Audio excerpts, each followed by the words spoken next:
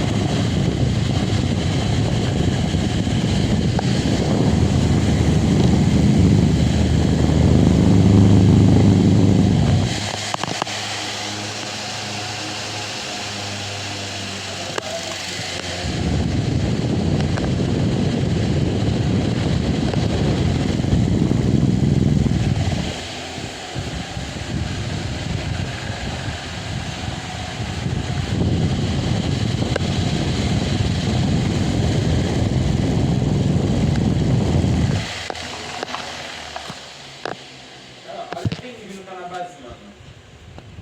Ah,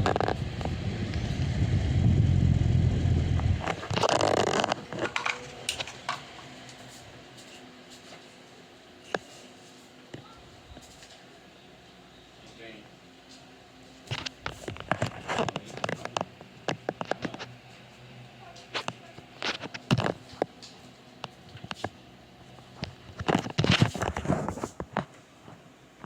Olha isso, velho. Vou botar uma merda aqui.